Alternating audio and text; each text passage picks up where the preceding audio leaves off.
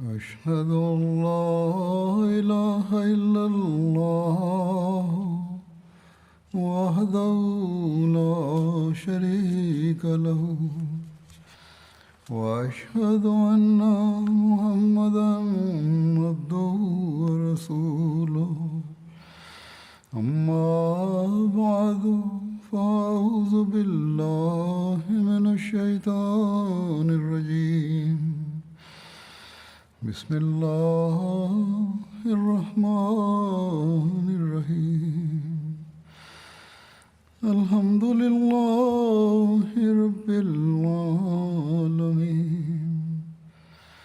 الرحمن الرحيم مالك يوم الدين إياك نعبد وإياك نستعين اهدنا الصراط المستقيم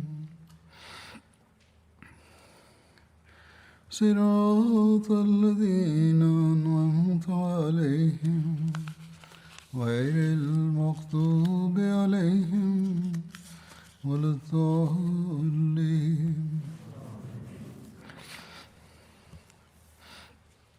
Как я сказал в своей предыдущей проповеди, сегодня я начну свое повествование о битвах против персов в период халифата Хазрата Абу Бакра, да будет доволен им Аллах. Одной из таких битв была битва под названием Затус-Салясиль, битва цепей. Эту битву также называют битву при Казиме.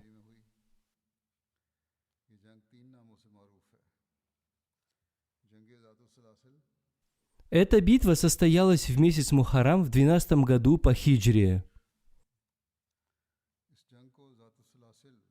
Это сражение известно тремя названиями – Затус-Салясиль, Казима и Хафир. Салясиль на арабском означают цепи. Некоторые историки не признают этого. Эта битва состоялась между мусульманами и персами в местности Казима. Поэтому она носит название «Битва при Казиме». Казима – это поселение, которое находится на пути из Басры до Бахрейна. Эта битва состоялась в районе Хафир, и поэтому она также носит название «Битва при Хафире». Командующим мусульманской армией в этом сражении был Халид бин Валид. Командующим персидской армией был Хормуз.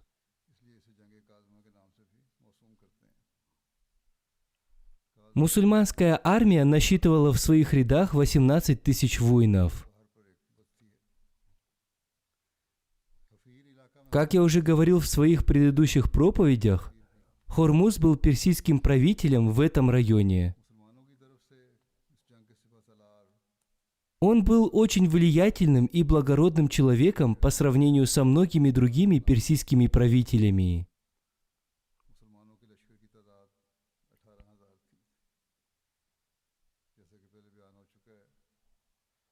У персов существовала традиция.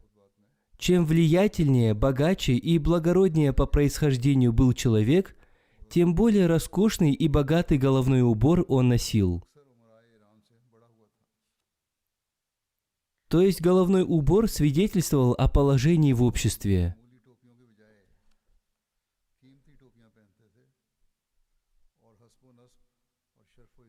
Самый дорогой головной убор стоил 100 тысяч дирхемов. Его носили только очень богатые, влиятельные и благородные люди. Хормуз тоже носил такой головной убор, и из-за этого можно было понять, каким богатым и влиятельным человеком был Хормуз. В глазах персов он считался очень влиятельным человеком, однако арабы, которые жили в приграничных районах Ирака, сильно ненавидели его, поскольку он всегда очень жестоко относился к ним.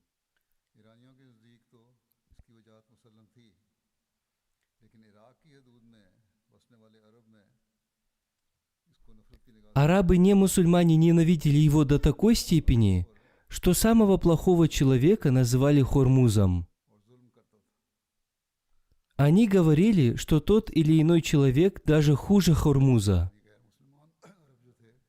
Они говорили, что он зол и неблагодарен, как Хормуз.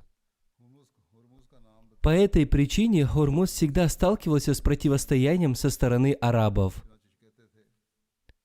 В других странах он сражался против индийских пиратов. Одним словом, как только Халид получил приказ выступить в Ирак, он отправил Хурмузу письмо с призывом принять ислам.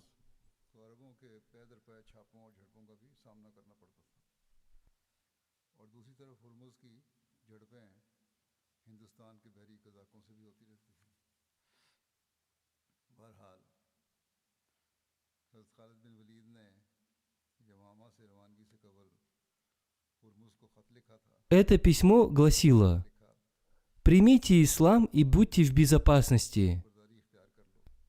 В качестве альтернативы вы можете согласиться на выплату джизьи, налог за обеспечение защиты. И тогда вы и ваши люди будете под нашей защитой. В противном случае вам придется винить только себя за последствия, потому что я приведу людей, которые желают вашей смерти, так же страстно, как вы желаете жизни».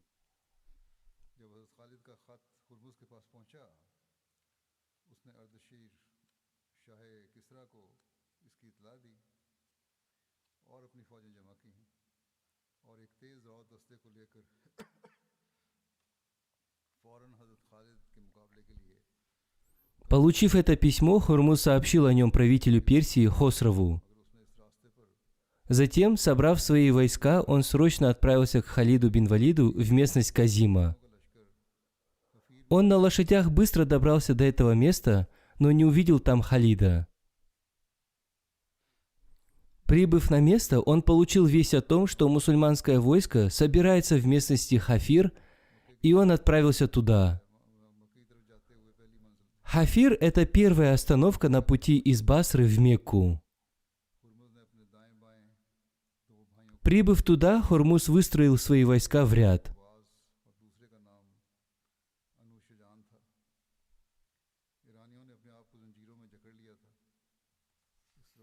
Правый и левый фланги его войска возглавили его братья по имени Кубас и Абуш-Джан.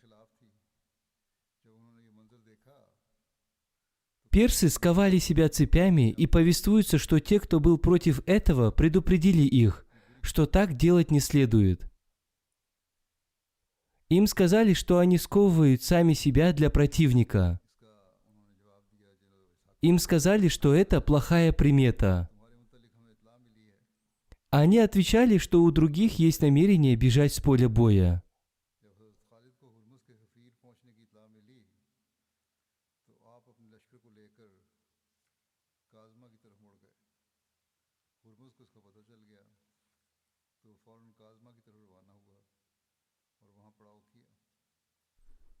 Когда Халид бин Валид узнал о прибытии войска Хурмуза в Хафир, он отправился вместе со своим войском в Казима. Когда об этом узнал Хурмуз, он тоже отправился туда.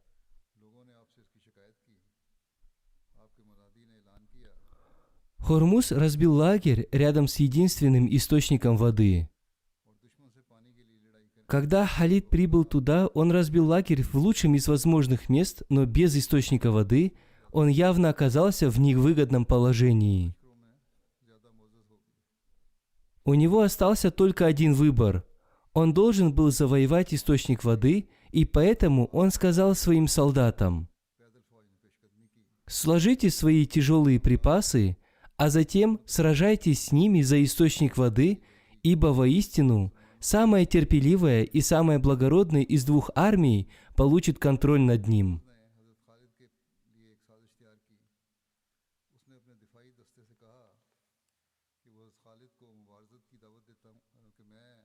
Мусульмане выгрузили свои тяжелые припасы, их конные воины остались стоять на месте, а их пешие воины маршем пошли вперед навстречу врагу. По своей милости и милосердию Всевышний Аллах благословил мусульман одним облаком, которая пролила дождь на ряды их воинов.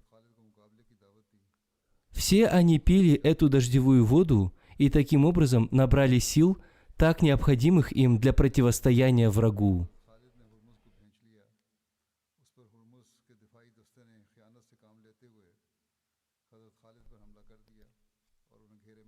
Хормуз составил план убийства Халида.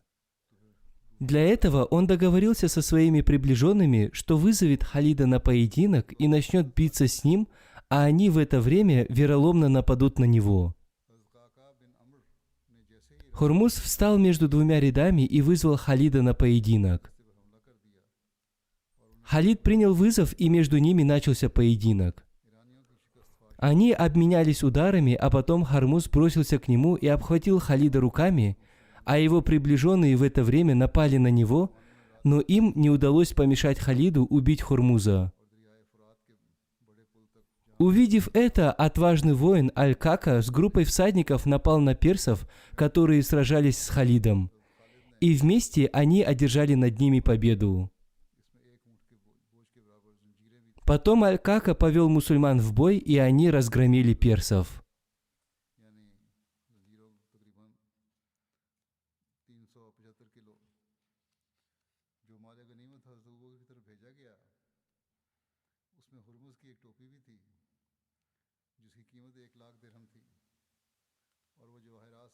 Кубас и Ануш-Джан тоже оказались среди тех, кто убежал с поля битвы. Ночью мусульмане преследовали персов. Они продолжали уничтожать их до самого моста через реку Ефрат. В настоящее время на этом месте расположен город Басра. В итоге, после победы над персами, в этом сражении Халид бин Валид собрал большое количество трофеев. Цепи весом с верблюда тоже были получены им в качестве трофеев. Их вес был равен 375 килограмм. Среди трофеев, отправленных Хазрату Абу Бакру, был головной убор Хурмуза, украшенный драгоценными камнями стоимостью в 100 тысяч дирхемов. Хазрат Абу Бакр отдал этот головной убор Халиду бин Валиду. Халид бин Валид отправил также в Медину 1/5 часть трофеев и одного слона. Он везде объявил о победе исламского войска.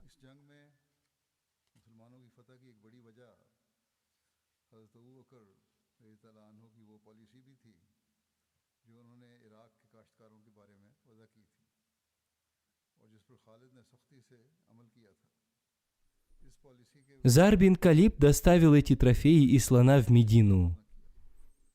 До этого жители Медины никогда не видели слонов, и не только жители Медины, никто из арабов никогда не видел слонов, кроме слонов Абрахии. Когда они вошли в город вместе с этим слоном, пожилые женщины, увидев слона, с удивлением говорили: «Разве то, что мы видим, тоже является творением Аллаха, или это сделано людьми?» Хазрат Абу Бакр вместе с Заром отправил этого слона обратно к Халиду бин Валиду.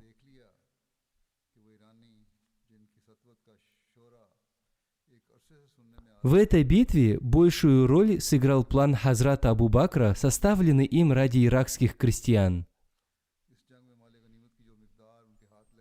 Халид бин Валид строго следовал этому плану, и поэтому он не тронул крестьян.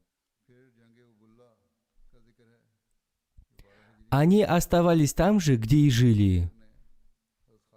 Он не брал с них никаких налогов, кроме небольшой джизьи, налог за обеспечение защиты. Каждый конный воин получил 1000 дирхемов из этих трофеев, а каждый пеший воин получил 1/3 часть из 1000 дирхемов.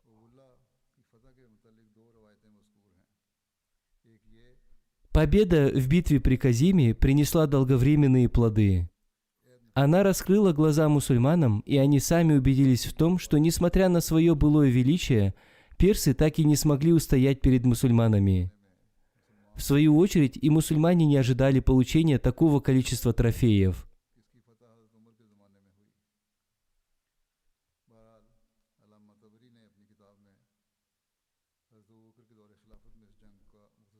Следующее сражение – это битва при Убуле. Она состоялась в 12 году по хиджре. Хазрат Абу Бакр приказал Халиду бин Валиду начать сражение с Убулы. Убула – это приграничный район в Персидском заливе. Торговые караваны из Индии и Синда в этом месте всегда делали первую остановку. Относительно победы в битве при Убуле существует два повествования. Первое повествование гласит о том, что мусульмане одержали эту победу в период халифата Хазрата Абу Бакра. Однако персы снова захватили этот район, и только в период халифата Хазрата Умара мусульмане одержали полную победу над этим районом. Согласно второму повествованию, мусульмане одержали победу над этим районом в период халифата Хазрата Умара. Одним словом, Мауляна Табари в своей книге дал краткую информацию об этой битве в период халифата Хазрата Умара. После этого он написал: «События победы мусульман в битве при Убуле противоречат рассказам и повествованиям историков. Поскольку победа в битве при Убуле была одержана в период халифата Хазрата Умара в 14 году по хиджре под командованием Утбы бин Газвана.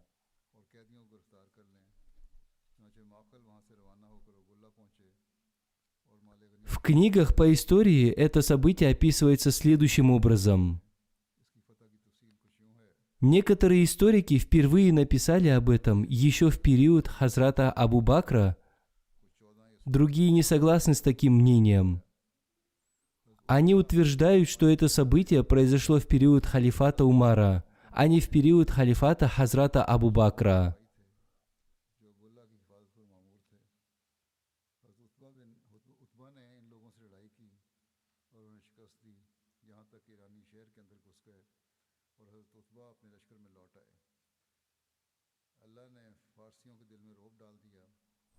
Однако в книгах по истории можно найти информацию о победе в битве при Убуле в период этих двух халифов. Кажется, что первую победу мусульмане одержали еще в период халифата Хазрата Абу Бакра.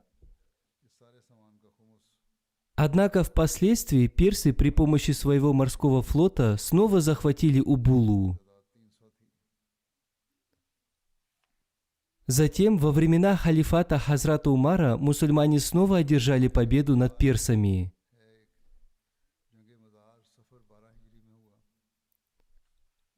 Одним словом, относительно битвы при Убуле повествуется, что после завершения битвы цепей Халид бин Валид отправил Мусану преследовать войска персов, потерпевших поражение. Он также отправил Макала в Убулу, чтобы он собрал трофеи и забрал пленных. Макала так и поступил. Далее повествуется о победе над Убулой в период Хазрата Умара, который отправил Утбу бин Газвана в Басру в 14 или 16 году по хиджре. Он оставался там в течение месяца. Жители Убулы вышли на сражение, и среди них было 500 неарабских воинов, которые охраняли Убулу.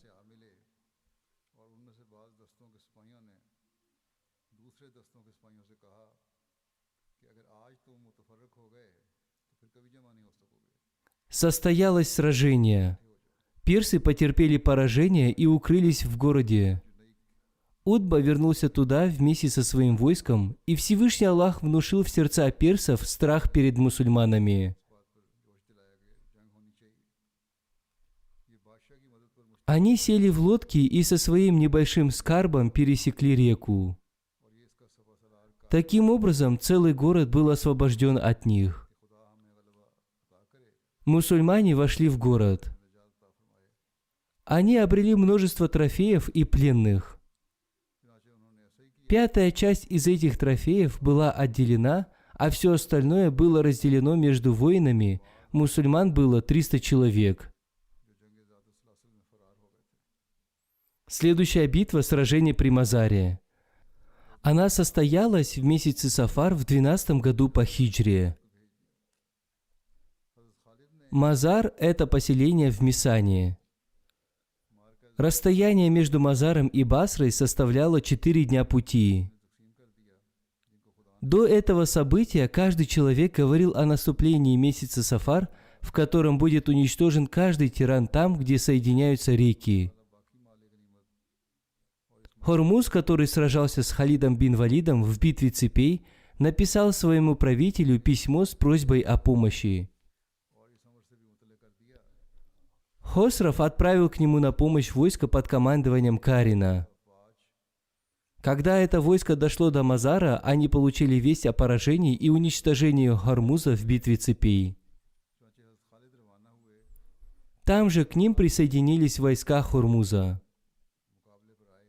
Они говорили друг другу, что если они разделятся сегодня, то больше никогда они не соединятся, поэтому всем им нужно объединиться. Таким образом, войско, отправленное на помощь, соединилось с войском, потерпевшим поражение.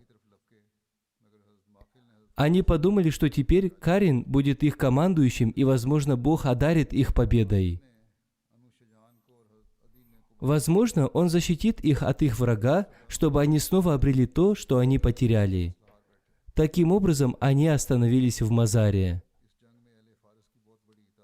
Карин поставил Кубаза и Абушджана командовать авангардом войска, с которым они бежали с поля боя в битве цепей.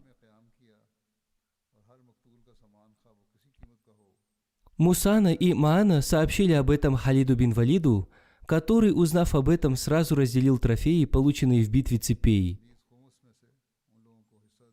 5-ю часть он отправил в Медину и сообщил Хазрату Абу Бакру о том, что одно войско персов потерпело поражение, а другое войско под командованием Карина собирается воевать. Халид бин Валид сразился с ними в Мазаре. Оба войска сражались очень жестоко. Затем Карин сам вышел на поединок. Против него вышли Халид бин Валид и Макаль бин Аша. Макаль бин Аша убил Карина еще до того, как Халид бин Валид приблизился к нему. Асим убил Абушджана. Ади убил Кубаза. После уничтожения этих 3 персидских вождей, персы сдались и побежали с поля битвы. Многие из них были убиты. Те, кто остался в живых, сели в лодки и скрылись. Халид бин Валид остался в Мазаре и раздал имущество убитых тем, кто их убил. Он также разделил между ними трофеи. 5-ю часть из этих трофеев он дополнительно раздал тем, кто храбро сражался. Остальные трофеи он отправил в Медину посредством Саида бин Наумана.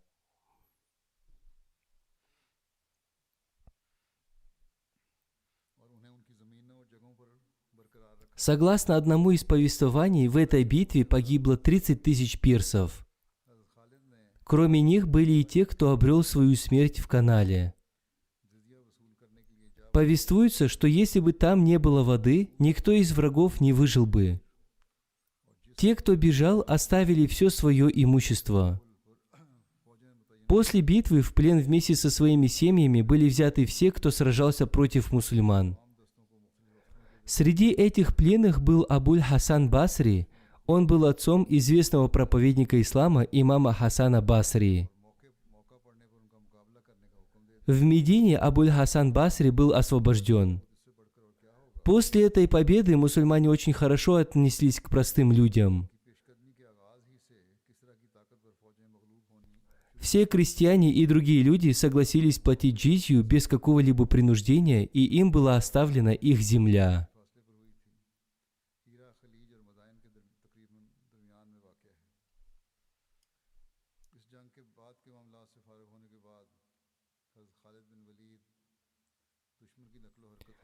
После завершения этих дел Халид бин Валид обратил свое внимание на установление законного правительства.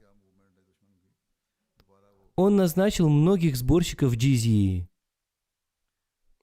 Он также улучшил систему безопасности местности Хафир и Большого моста.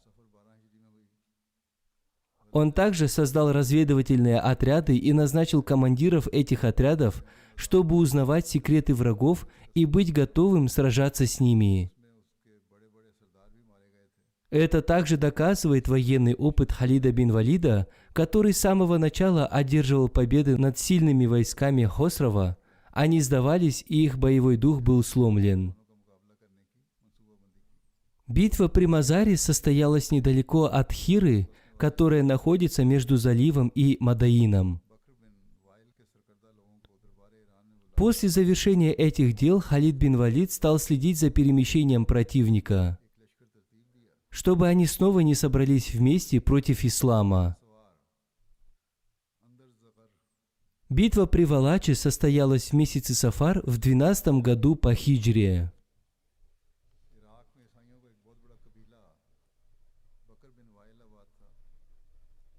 Валач находится возле Каскара.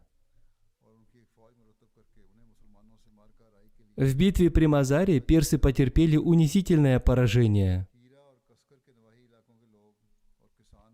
В этой битве погибли крупные вожди персов. После этого персидский царь составил план сражения с мусульманами, основательно подготовившись. Персидский правитель вызвал к себе вождя христианского племени Бакр бин Вайль и убедил их сражаться с мусульманами. Таким образом, он подготовил войско под командованием Андар-Зугара и отправил его на Валач. В то время в Ираке проживало большое христианское племя Бакр бин Вайль. Хосров Ардшир вызвал их к себе и, создав из них большое войско против мусульман, отправил их в Валач. Крестьяне из окрестностей Хиры и Каскара тоже присоединились к ним.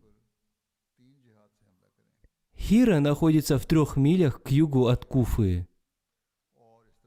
Каскар – это поселение, находящееся между Куфой и Басрой.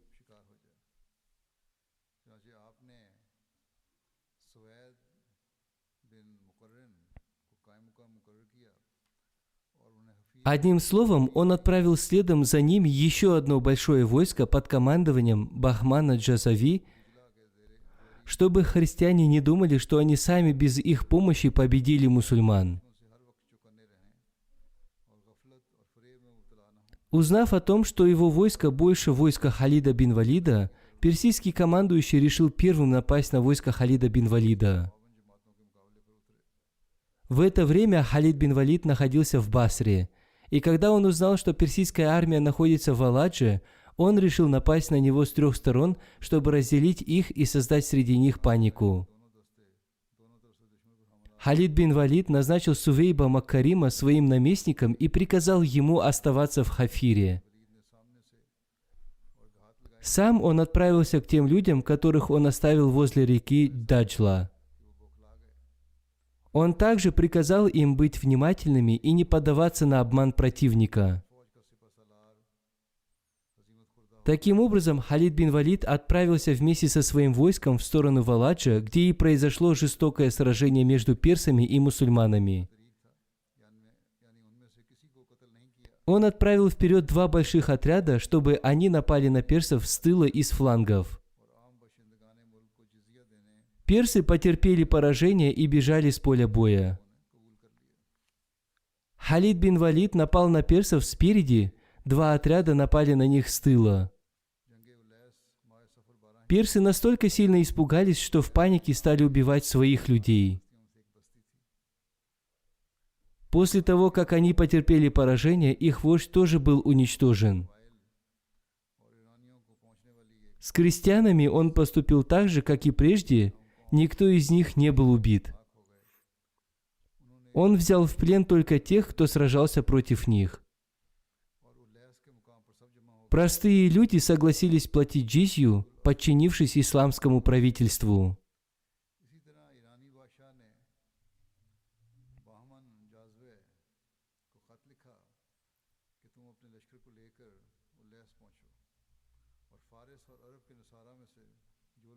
Битва при Улайсе состоялась в месяце Сафар в 12 году по хиджре.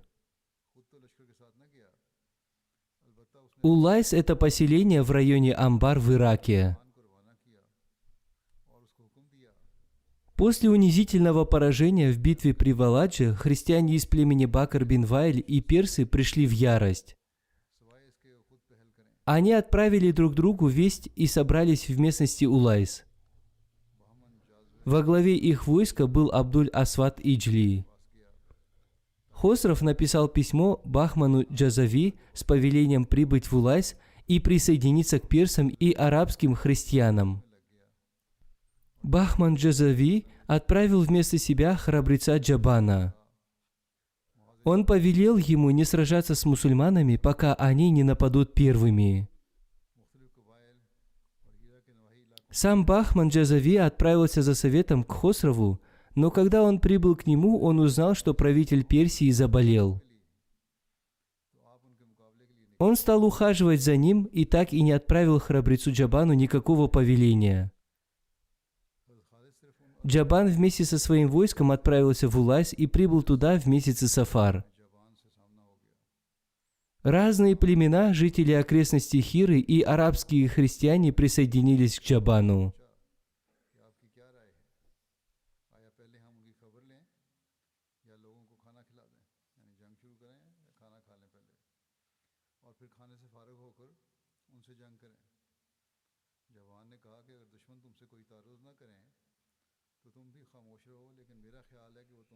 Когда Халид бин Валид узнал об этом, он вышел на поле битвы, но он не знал, что Джабан был уже настолько близок к нему. Халид бин Валид прибыл туда сражаться только с арабскими христианами. Однако там ему пришлось сразиться и с Джабаном. В Улайсе люди спросили мнение Джабана, что им делать. Сначала пообедать или сразу начинать сражение с противником? Джабан ответил им, чтобы они ничего не предпринимали, пока мусульмане не нападут на них первыми. И к этому он добавил, что, скорее всего, мусульмане первыми нападут на них, и им не удастся пообедать. Тем не менее, они не послушались Джабана и, развернув свои скатерти, начали обедать. В это время туда прибыл Халид бин Валид. Он приказал своему войску оставаться на месте, а сам сосредоточился на противнике. Он выставил позади себя отряды охраны и, обратившись к врагу, спросил: «Где Абджар? Где Абдуль-Асвад? Где Малик бин Айс?» Все, кроме Малика, промолчали, и он вышел на поединок. Халид бин Валид, обратившись к Малику, спросил: «Кто воодушевил тебя на поединок со мной? Разве ты способен сразиться со мной?» После этих слов Халид бин Валид ударил и убил его. Неарабам так и не удалось пообедать, и Джабан сказал им: «Разве я не говорил вам пока не обедать? Клянусь Богом, я никогда не боялся так, как испугался сегодня». Когда этим людям не удалось пообедать, они демонстративно не стали обедать и следить за мусульманами.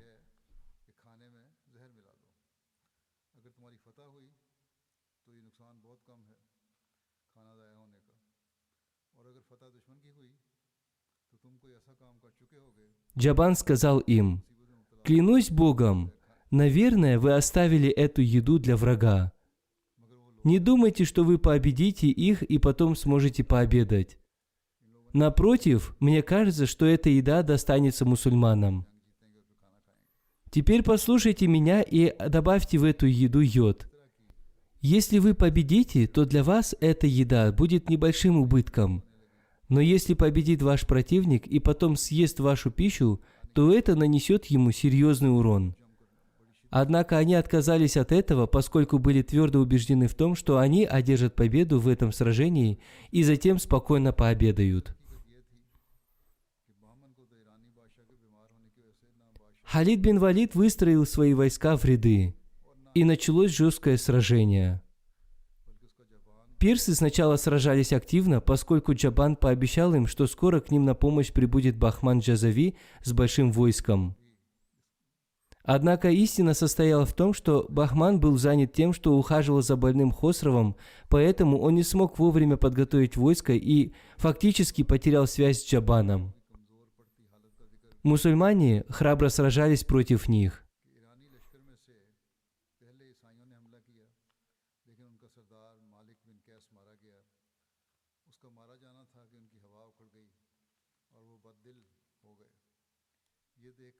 Один историк написал о страсти персов и слабости мусульман следующее. Сначала напали христиане со стороны персов, но их вождь Малик бин Кайс был убит. После его гибели они очень сильно испугались и возненавидели персов. После этого Джабан напал на мусульман вместе со своим войском. Персы активно сражались, ожидая прихода войска Бахмана. Мусульмане снова и снова нападали на них, но персы отражали их атаки.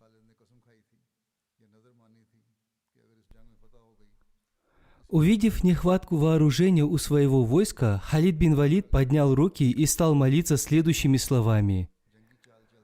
«О Аллах!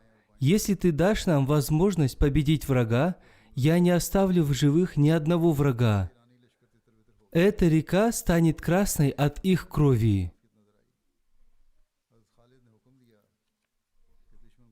В некоторых книгах написано о том, что Халид бин Валид поклялся или пообещал принести какую-то жертву ради этого. То есть, если он победит в этом сражении, он не оставит в живых ни одного противника. После этого он приказал своему войску атаковать противника и справа, и слева, и с тыла. В итоге персы были разбиты и бежали с поля боя, и им пришлось сложить оружие. Халид бин Валид приказал брать их в плен и не убивать их, кроме тех, кто сражался с ними.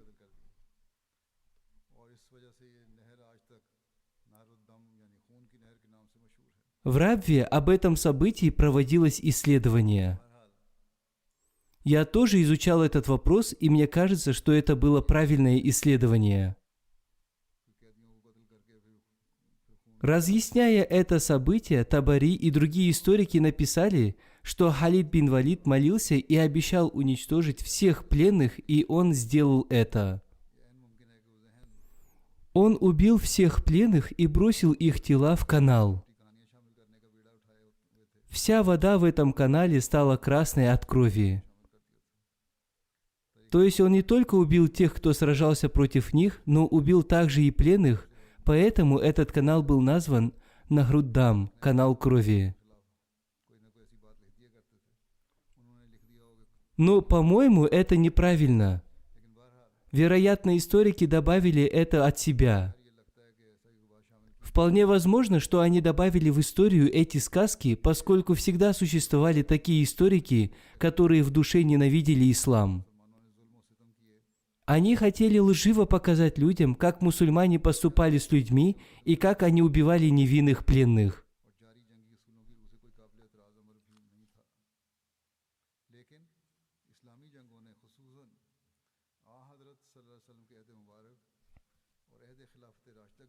Здесь следует помнить, что убийство пленных в те времена было разрешено, однако во времена посланника Аллаха, мир ему и благословения Аллаха, и его праведных халифов такая практика отсутствовала. В те времена в битвах погибло сотни тысяч людей, но они не были пленными. Если мы внимательно изучим жизнеописание Халида бин Валида, мы поймем, что, возможно, он даже простил всех, кто подчинился ему и сложил свое оружие. Если он и убил кого-то, он убил его по какой-то серьезной причине. Такие доказательства можно найти в разных книгах по истории. По-моему, это выдуманная история, потому что историки и биографы указали даже мелкие подробности этих событий, а некоторые вообще не упоминали об этом, и это тоже доказывает, что эта история является вымышленной. Один из историков, добавив в эту историю преувеличение, написал, что Халид бин Валид с такой жестокостью убивал врагов ислама, что, увидев его, Кака вместе со своими товарищами тоже начал убивать пленных. Один из писателей об этом событии написал, что, возможно, персы не были убиты и брошены в канал. Далее он пишет, что Халид бин Валид с такой силой напал на врагов, что стал рубить их, разрушая их ряды, словно они были из глины. Ряды персидского войска были очень длинными, поэтому они со всех сторон окружили мусульман и стали со всей страстью нападать на них. Однако они не имели такой страсти, как у мусульман. Каждый мусульманин нападал на врагов, подобно дикому льву, и рубил их так, как рубят траву.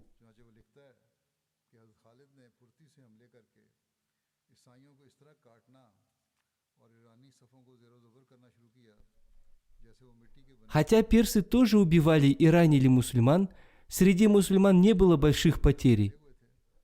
Кто был ранен и падал, сразу же вставал и продолжал сражаться.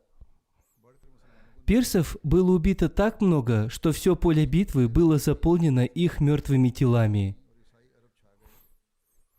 Тот из них, кто получал ранения, сразу же покидал поле битвы. Мусульмане убили так много персов, что вся их одежда была в их крови. Такой же была и одежда Халида. Вся земля была насыщена кровью. Повсюду текла кровь, как вода. В итоге персы потерпели поражение и в панике бежали. Мусульмане преследовали их, убивали и брали в плен. Многие из персов бросались в реку и тонули. Затем мусульмане вернулись обратно. В этой битве было убито 70 тысяч персов, 138 мусульман обрели мученическую смерть. Одним словом, все историки удивлены тем, как мусульмане смогли убить так много персов.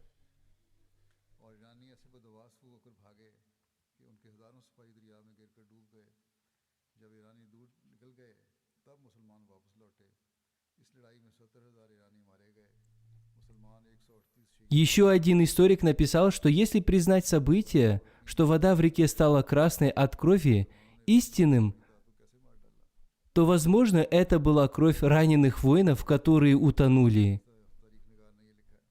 Поэтому нужно понять, что многое из этого было преувеличением и добавлено от себя.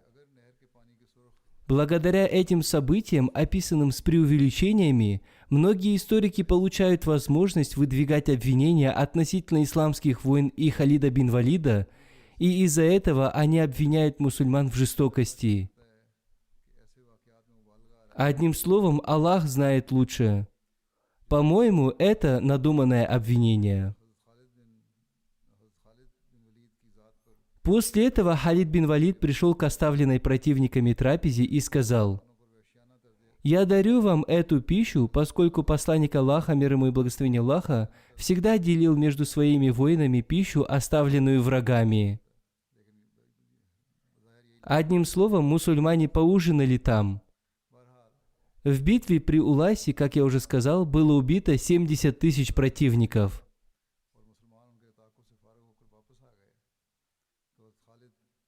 Относительно победы над Амгишией написано, что Всевышний Аллах даровал мусульманам эту победу в месяце Сафар в 12 году по хиджре.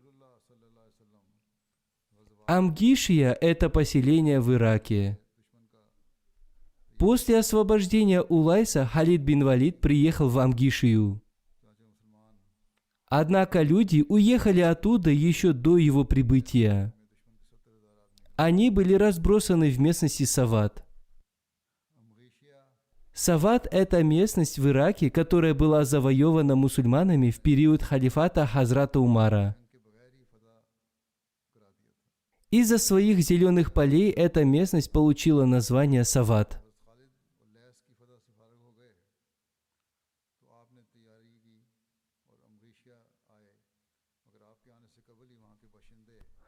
Халид бин Валид повелел ввести законы ислама в Амгишии и ее окрестностях. Амгишия – это город, равный Хирии. Улайс был военным городком. Мусульмане получили здесь самое большое количество трофеев.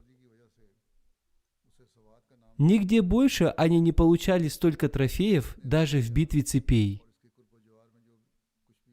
Каждый конный воин дополнительно получил 1500 дирхемов, кроме своих трофеев. Каждый храбрый воин получил эти трофеи. Человеком, который принес эту новость Хазрату Абу Бакру, был Джундул. Он был из племени Бану Иджил. Он был опытным проводником, хорошо осведомленным о дорогах и тропах Аравии и за ее пределами.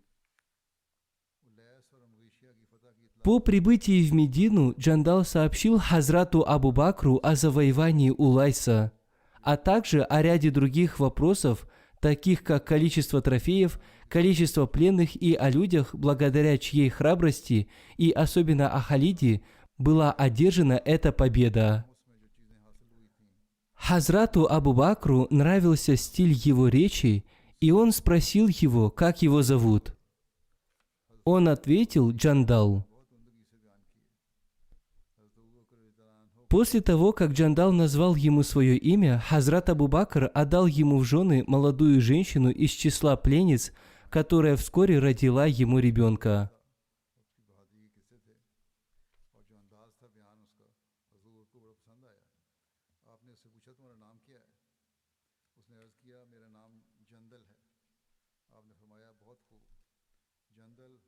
По этому случаю Хазрат Абу Бакр сказал: «Теперь женщины не смогут родить ребенка, подобного Халиду бин Валиду».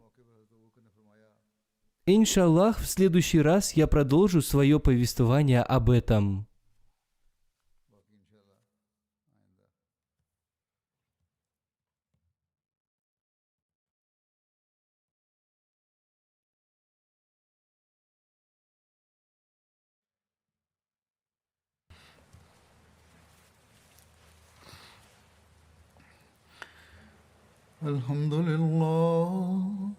الحمد لله نحمده ونستعينه ونستغفره ونؤمن به ونتوكل عليه ونعوذ بالله من شرور أنفسنا ومن سيئات أعمالنا من يهده الله فلا مضل له ومن يضلل فلا هادي له ونشهد أن لا إله إلا الله ونشهد أن محمدا عبده ورسوله عباد الله رحمكم الله إن الله يأمر بالعدل والإحسان وإيتاء ذي القربى